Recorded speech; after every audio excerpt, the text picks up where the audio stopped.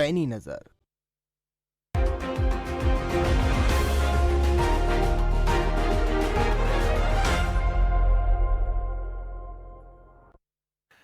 नमस्कार, आप देख रहे हैं खबर फास्ट। मैं हूं आपके साथ शमशेर सिंह। खबर फास्ट का खास कार्यक्रम ई संवाद। दिन भर हम बात कर रहे हैं आज हिमाचल प्रदेश की देवभूमि की। हमारी देवभूमि भी कोरोना से अछूती नहीं रही।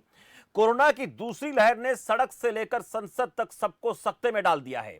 आपातकाल के इस दौर में हिमाचल के विकास की रफ्तार पर भी ब्रेक लगा है।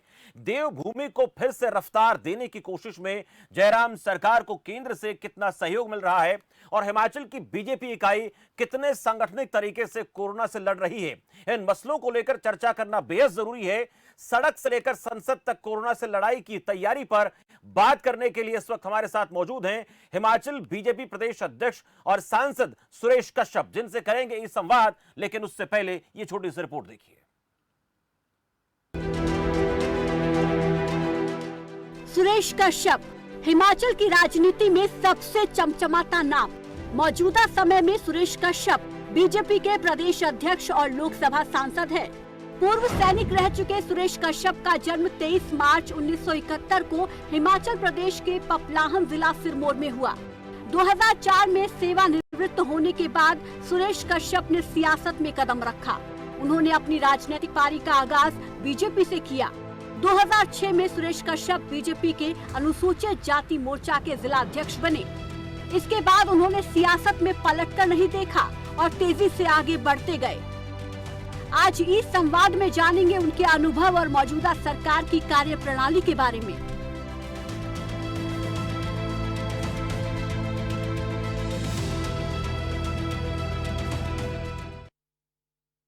तो आज हम बात करेंगे बीजेपी के प्रदेश अध्यक्ष हिमाचल इकाई के और इसके साथ साथ वो सांसद भी हैं। लेकिन इस कोरोना संकट में उनकी तरफ से, पार्टी की तरफ से किस प्रकार से कोरोना से लड़ा जा रहा है, तमाम बातें उनसे आज हम खास चर्चा में करेंगे। कश्यप साहब, बहुत बहुत स्वागत है आपका खबर फास्ट के इस खास कार्यक्रम में। जी बहुत धन्यवाद। सुरेश कश्यप जी, आपसे बात करूं उससे पहले मैं विपक्ष का एक छोटा सा पॉइंट जो आज की चर्चा में हमारे सामने आया, उन्होंने एक बात कही कि जो सरकार है हिमाचल की वो उस तरीके से आती है जैसे पुरानी हिंदी फिल्मों में हमारे जो पुलिस आती थी।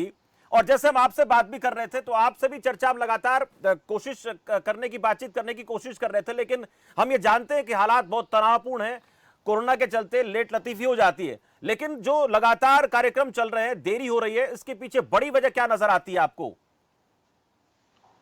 देखिए, जब से कोविड की दूसरी वेव आई है, प्रदेश सरकार लगातार इस महामारी से लड़ने के लिए भरसक प्रयास कर रही है और प्रदेश के मुख्यमंत्री श्री जयराम ठाकुर जी अपनी ओर से हर प्रकार से, चाहे वो ऑक्सीजन की बात हम करें, हम बेड्स की बात करें, या लोगों को हर प्रकार से कहीं दिक्कत ना आए, उसके लिए दिन रात प्रयास कर रहे हैं। और जिस प्रकार से प्रदेश में अगर हम देखें, आज हमारे पास पर्याप्त मात्रा में ऑक्सीजन है, बेड्स की संख्या पर्याप्त मात्रा में, दवाइयों की और दूसरी जो भी आवश्यक है, उस कोरोना से लड़ने के लिए किसी प्रकार की कमी नहीं है। जैसे जैसे लोगों के सुझाव आते हैं, जिस प्रकार से चाहे वो लॉकडाउन कर्फ्यू लगाने का निर्णय हो या जो भी जनता का सुझाव आते हैं, उस ढंग से प्रदेश की सरकार और प्रदेश के जो मुखिया हैं जयराम ठाकुर जी निर्णय लेते हैं। और ये प्रयास है कि हम इस महामारी का डटकर मुकाबला करें, ताकि और प्रदेश के लोगों को भी इस महामारी के कारण किसी प्रकार की दिक्कत न आए, उसके लिए लगातार काम किया जा रहा है। चुनौतियां बहुत हैं, वक्त भी बहुत कम है, लेकिन इन चुनौतियों से निपटना सरकार की जिम्मेदारी है। ये जो हाल है पिछले लगभग 1.5 साल से हम देख पा रहे हैं, ये एक अलग से जिम्मेदारी आ गई। उससे पहले बहुत सारी जिम्मेदारियां थी, उनको भी निभाना था, लेकिन इस बीच ये भी जिम्मेदारी आ गई। मैं अगर आपके संसदीय क्षेत्र की बात करूं तो वहां पर एक बहुत बड़ी समस्या देखने को मिल रही है, वो आवारा पशुओं की समस्या है। खेती किसानी करने वाले लोगों को बड़ी परेशानी हो रही है, उससे भी निपटना है, कोरोना से निपटना, दोहरी जिम्मेदारी है। और उसके बाद थोड़े समय बाद चुनाव भी हिमाचल में। देखिए, आपने जो बात कही, मैं आवारा नहीं कहूंगा, मैं बेसहारा कहूंगा, लेकिन इनके लिए भी प्रदेश की सरकार द्वारा लगातार ये प्रयास किया गया। मेरे संसदीय क्षेत्र में भी जो प्रदेश की पहली काउ सेंचुरी और ओपन काउ सेंचुरी उसको जो है जहां से मैं विधायक रहा हूं, पछाद विधानसभा क्षेत्र के कोटला बड़ोग में बनाया गया है। और वहां पर बहुत बड़ा एरिया जो है उसमें पशुओं के लिए व्यवस्था की गई है, ताकि जो भी बेसहारा पशु लोग जो है सड़कों के ऊपर छोड़ देते हैं उनको आश्रय मिल सके। और यही नहीं है, बहुत जगह बहुत सारी स्थानों के ऊपर जो है काउ सेंचुरीज प्रदेश की सरकार ने बनाई है। और निश्चित रूप से प्रयास किया गया है कि जो बेसहारा पशु हैं उनको आश्रय मिले और कहीं पर भी ऐसी दिक्कत ना है कि इनकी वजह से, जैसा कि हमने पिछले दिनों देखा, बहुत सारी दुर्घटना हो जाती हैं सड़कों के ऊपर जब ये खुलेआम घूमते हैं, या बहुत सारे लोगों की, जो किसानों की फसलों को भी तबाह कर देते हैं। लेकिन प्रदेश सरकार लगातार उसके लिए प्रयास कर रही है कि कहीं पर भी ऐसी दिक्कत ना आए। ऐसा कोई मास्टर प्लान आपको नजर आता है? देखिए, आवारा पशु कहें या बेसहारा कहें, जो घर से बाहर हैं उनको तो अक्सर आदमी को भी हम आवारा कह देते हैं, जो घर में नहीं रहता है, उसकी अपनी एक फितरत होती है। लेकिन क्या ऐसा कोई मास्टर प्लान नजर आता है आपको? उनकी बाड़बंदी करानी हो और कुछ इसके लिए कोई तरीका नजर आता हो? क्योंकि किसानों के ऊपर दोहरी मार है, एक तो पशुओं की मार है, दूसरा ऊपर से महंगाई की मार है किसान के ऊपर। खाद, बीज, तेल कितना महंगा हो गया है। देखिए, निश्चित रूप से सरकार प्रयासरत है उसके लिए। जो आपने कहा, बेसहारा जो पशु हैं उनको उससे लोगों को दिक्कत ना है, उसके लिए लगातार प्रदेश की सरकार काम कर रही है। हमारे जो माननीय मुख्यमंत्री जी हैं या फिर हमारे जो पशुपालन मंत्री हैं, लगातार उसके लिए कार्यरत है। और मैंने कहा कि बहुत सारे प्रदेश में अलग अलग जिलों में जो है काउ सेंचुरीज बन रही हैं, ताकि इन आवारा पशुओं, बेसहारा पशुओं से जो लोगों को निजात दिलाया जा सके। और बाकी जहां तक बात है किसानों की, तो जिस प्रकार से केंद्र में मोदी सरकार ने जो निर्णय लिया किसानों की आय को दुगना करना, और उसके लिए जिस प्रकार से किसान सम्मान निधि इस देश में लागू की गई, बहुत सारा जो किसानों को उससे फायदा हुआ। किसान अब साल में 3 बार उनको 2,000 खातों में आ रहा है। किसान स्वतंत्र है कि अपने अपने जो है सुविधा के अनुसार खाद, बीज और दवाइयां खरीद सके। इसके अलावा जिस प्रकार से अभी कृषि सुधार कानून आए हैं, उसमें भी किसानों को उनकी आर्थिकी में सुधार हो सके, उस दृष्टि से आगे बढ़े। यही नहीं है, किसानों के लिए प्रधानमंत्री की सिंचाई योजना केंद्र सरकार ने लागू की, हर खेत को पानी मिल सके और बूंद बूंद पानी का उपयोग हो सके। इसके साथ साथ नीम कोटेड यूरिया उनको मिल सके। और यही नहीं है, उनकी जो भूमि है उसकी जो मृदा की जांच हो सके, सॉइल टेस्टिंग हो सके, ताकि किसान इस बात के लिए स्वतंत्र हो कि कौन से खेत। लेकिन ये स्वीकार्यता जो किसानों में नजर आती है, आप देख रहे हैं पिछले कितने दिनों से हरियाणा दिल्ली के बॉर्डर पर किसान बैठे हैं, उनको मनाना बहुत जरूरी है। और ये सरकार का दायित्व तो बनता भी है कि उनको किसी तरीके से मनाया जाए। अब कोरोना संकट भी है, लेकिन उससे बड़ा जो किसानों का इस वक्त माहौल हम देख पा रहे हैं, उनको नाराजगी को दूर करना जरूरी है और इस माहौल से भी निपटना। 2 ये चुनौतियां हैं सरकार के सामने। देखिए, ये बात सही है कि इस समय एक बहुत बड़ी चुनौती महामारी से निपटना, और कोविड का जो संक्रमण आया है, ऐसे समय में हमको इस चुनौती का सामना करना। जिस प्रकार से हम देख रहे हैं कि कोरोना की वजह से बहुत सारा नुकसान हमारा हुआ है, चाहे वो देश की बात करें या प्रदेश की बात करें। लेकिन इतना अवश्य कहना चाहूंगा कि हमारी केंद्र की सरकार और प्रदेश की सरकार इस महामारी से लड़ने के लिए हर संभव कदम उठा रही है। और अगर हम किसान आंदोलन की बात करें, तो मैं अगर हिमाचल के परिदृष्टि से बात करूं, तो हिमाचल में किसान आंदोलन का बहुत ज्यादा इम्पैक्ट नहीं है। और अगर वैसे भी जो कृषि सुधार कानून आए हैं, उसमें किसी प्रकार का जो है किसानों का नुकसान नहीं होने वाला है। यहाँ चाहे एमएसपी की बात है या फिर जिस प्रकार से किसानों को स्वतंत्रता मिली है कि जो भी उनकी फसल है वो देश के किसी कोने में भी बेच सकते हैं, और उनको स्वतंत्रता है कि वो कृषि मंडियों में बेचें या फिर ओपन मार्केट में बेचें। और कहीं पर भी मंडियों को बंद करने की बात नहीं कही गई। और जो कुछ स्थानों के ऊपर, कुछ राज्यों में मैं कहना चाहूंगा, विशेष रूप से पंजाब में किसानों को भ्रमित करने का प्रयास किया गया। और अगर हम देखें तो आज 1-2 राज्यों को छोड़कर देश भर के किसान जो है जो इसका फायदा उठा रहे हैं। हमने इस बार देखा भी है कि कृषि कानून आने के बाद किस प्रकार से किसानों को जो एमएसपी के तहत बहुत बड़ा फायदा उनको हुआ है। बिल्कुल, ये एक बात आप कर ये देखिए, इसको लेकर चर्चा लगातार होती रहती है, लेकिन देखिए 2-3 बातें इसमें बड़ी अहम हो जाती हैं। एक तो ये चुनाव हुए हैं, कुछ राज्यों में चुनाव हुए, उस पर माना जा रहा है कि कुछ उसका असर हुआ या नहीं हुआ, वो अलग इशू है। लेकिन हिमाचल में भी आगामी विधानसभा चुनाव की बात करें तो आपको ऐसा लगता है कि इसका असर उन पर नहीं पड़ेगा? और दूसरा ये कि आपको जिस वक्त हिमाचल प्रदेश की बीजेपी इकाई की कमान मिली उस दौरान जो परिस्थितियां क्या थी वो भी आप जानते हैं। ये परिस्थितियां क्या उस वक्त आपके सामने आड़े नहीं आएंगी और किसानों का मसला दिक्कत नहीं पैदा करेगा? और कोरोना काल में जो काम सरकार को विकास के लिए करने थे उन कामों में कहीं ना कहीं देरी हो रही है, रुकावट आ रही है। ये तमाम चीजें जनता परखने की कोशिश तो करेगी। और जो निकाय चुनाव हुए, निगम चुनाव हुए, हमने देखा उसमें कि वहां पर विपक्ष कहीं ना कहीं आप लोगों पर भारी पड़ता दिखाई दिया। देखिए, मैं ये बताना चाहूंगा कि कोविड के बाद निश्चित रूप से जो विकास की गति धीमी हुई।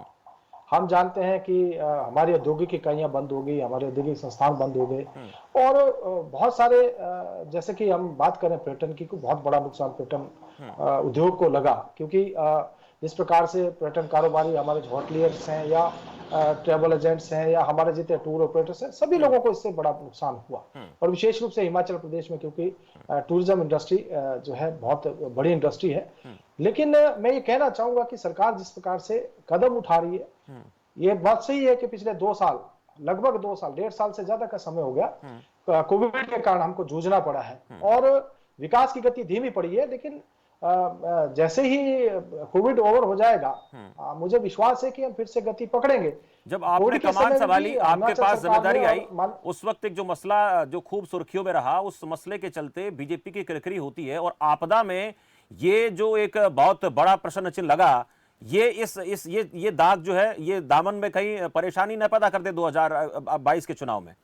मैं आपका प्रश्न पूरा नहीं सुन पाया, शुरू से बताएंगे। मैं जब आपने बीजेपी प्रदेश की जो कमान संभाली इकाई की, उस वक्त जो बीजेपी प्रदेश अध्यक्ष पर आरोप लगे थे, उन आरोपों के चलते खूब बीजेपी की किरकिरी हुई थी। क्या इससे आप लोगों ने पार पा लिया है? ये चुनौती नहीं बनेगी चुनाव में? किसान भी मैंने बात की, ये तमाम चीजें बात करना जरूरी है और आप लोग जो बात रखेंगे वो जनता तक जा रही है सीधे सीधे। देखिए, जहां तक जो बात आप कह रहे हैं उसमें सारा जो भी मामला, उसमें क्लीन चिट जो है, जो भी यहाँ उसमें था, उसमें हो चुकी है। और जहां तक पूर्व प्रदेश अध्यक्ष की बात है, तो उन्होंने नैतिकता के आधार पर उनको जब लगा तो उन्होंने अपने पद से इस्तीफा दे दिया था। और आज कहीं पर भी कोई भ्रष्टाचार की बात नहीं है। वो सारी बात उस समय जिस प्रकार से थे, बाद में जो भी जिस प्रकार से मसला आगे बढ़ा, तो उसके बाद जब जांच हुई और जांच के बाद उसमें कोई दोषी नहीं पाया गया, ऐसा कुछ नहीं था। चले, और 2022 के चुनाव को लेकर क्या, एक छोटा सा कमेंट, आखिरी सवाल मेरा आपसे, 2022 के विधानसभा चुनाव, हालांकि माहौल क्या रहेगा वो देखना दिलचस्प होगा। किस उम्मीद के साथ बीजेपी मैदान में जाएगी और क्या लगता है आवाम के बीच में क्या खास बातें आपकी नजर में, कोई ऐसी बड़ी बात जो आप बताना चाहें इस कार्यक्रम के जरिए? देखिए, जिस प्रकार से सरकार ने माननीय जयराम ठाकुर जी के नेतृत्व में काम किया है, बहुत बढ़िया काम हमारी सरकार ने प्रदेश में किया है। हाँ, विकास की बात हम करें तो माननीय मुख्यमंत्री जी लगातार जिस प्रकार से 68 के 68 विधानसभा क्षेत्रों का दौरा करते रहे, पहली बार जो ऐसा हुआ कि जो भी घोषणाएं की, उस घोषणाओं के ऊपर कार्य भी हुआ, उन घोषणाओं को पूरा भी किया गया। और इस कोविड के समय में जिस प्रकार से प्रदेश की सरकार और प्रदेश का संगठन कार्य कर रहा है, आज क्योंकि हम माननीय मोदी जी के नेतृत्व में केंद्र सरकार के 7 वर्ष पूर्ण हो रहे हैं और ऐसे समय में जो है आज पूरे देश और प्रदेश में हम सेवा ही संगठन और सेवा कार्य को लेकर जनता के बीच में जा रहे हैं। आज विधानसभा चुनाव मोदी जी के नेतृत्व में लड़ेंगे कि हिमाचल के विकास के नाम पर आप लोग चुनाव लड़ेंगे? देखिए, अभी चुनाव में समय है। माननीय मोदी जी, उनके नेतृत्व में हमारा देश आगे बढ़ा है। निश्चित रूप से हम एक नई पहचान दुनिया के अंदर हमारी बढ़ी है और उनके नेतृत्व में मैंने कहा कि हम 7 वर्ष का कार्यकाल जो है पूरा हुआ है। और आज जैसा मैं आपको बता रहा था कि आज का दिन हम सेवा के नाम और प्रदेश और देश की सेवा को लेकर सेवा ही संगठन अभियान के दौरान कोविड के कारण जो बहुत सारे दिक्कतें देश और प्रदेश के लोगों को आ रही थी, पूरे देश भर में अब जो है हम आज सेवा कार्य को कर रहे हैं। इसी प्रकार से प्रदेश में पूरे जितने हमारे 7,792 बूथ हैं, उसके ऊपर आज कार्यक्रम किए गए, जिसमें कि हमने जो भी, चाहे वो लोगों को राशन किट देने की बात थी, भोजन देने की बात थी, सैनिटाइजर, मास्क इत्यादि देने की बात थी और कोविड प्रोटोकॉल का ध्यान रखते हुए आज पूरे प्रदेश भर में कार्यक्रम किया गया। हमारा जो युवा मोर्चा है, आज ब्लड डोनेशन कैंप जो हमारे सभी जिलों में लगाए गए। अर्थात आज जिस प्रकार से हमारा संगठन कार्य कर रहा है, इसी प्रकार से हमारी सरकार जिस प्रकार से काम कर रही है, 2022 की चुनौती में आपने अभी जिक्र किया जो अभी पंचायती राज और स्थानीय निकाय को हमारे चुनाव हुए। मैं आपको बताना चाहूंगा कि जो पंचायती राज में हमारे पास 12 जिलों में से हमारे पास 11 जिलों के चुनाव हुए और 11 में से 9 जिला परिषद है, जो जिसको जिला पंचायत हम कहते हैं, भारतीय जनता पार्टी की बनी। हमारे यहाँ 81 में से 78 पंचायत समितियां जो ब्लॉक डेवलपमेंट कमेटीज हैं उसके चुनाव हुए और 78 में से 68 हमने जीती। इसी प्रकार से स्थानीय निकाय में भी हमारा बहुत बढ़िया प्रदर्शन रहा। और जो आपने कॉर्पोरेशन चुनाव की बात की, उसमें भी 2 कॉर्पोरेशन हमने जीती, जिसमें कि हमने मंडी को जो है कांग्रेस से जीता और धर्मशाला कॉर्पोरेशन हमारी बनी। तो और कुल मिलाकर नगर पंचायतों में भी हमारी बिल्कुल ये कहना चाहते हैं आप कि आप जो जनता के बीच जा रहे हैं, जो आपको समर्थन मिल रहा है, प्यार मिल रहा है, वो ही आप लोगों को 2022 में भी जीत दिलाएगा। उसमें केंद्र की भूमिका हो या फिर राज्य की भूमिका हो, दोनों महत्वपूर्ण रहने वाली। बहुत शुक्रिया कश्यप साहब, हमारे साथ आप जुड़े इस खास कार्यक्रम ई संवाद में। और आज हम जो बात कर रहे हैं वो हिमाचल को लेकर चर्चा हो रही है ई संवाद कार्यक्रम में कि हिमाचल में कोरोना काल में सरकार ने कितनी जिम्मेदारी के साथ काम किया और आगे चुनौतियां क्या है, और उसके बाद विधानसभा चुनाव भी आने हैं। इन विधानसभा चुनाव को लेकर के बीजेपी की तैयारियां क्या है, ये तमाम बातें हमें बता रहे थे सुरेश कश्यप जी, जो भारतीय जनता पार्टी के बीजेपी प्रदेश अध्यक्ष हैं हिमाचल से और सांसद भी हैं शिमला से। उनका यह कहना है कि हम केंद्रीय नेतृत्व, यहाँ के हिमाचल की सरकार, यहाँ के लोगों का प्यार, ये सब हमें 2022 के विधानसभा चुनाव में जीत दिलाएगा। लेकिन इसके साथ साथ कुछ सवाल भी खड़े रहेंगे, उन सवालों का जवाब भी जनता के बीच जाकर के सरकार को देना होगा। उन सवालों पर भरोसा करेगी जनता तो जीत दिलाएगी, नहीं तो फिर जनता के पास कई प्रकार के विकल्प होते हैं।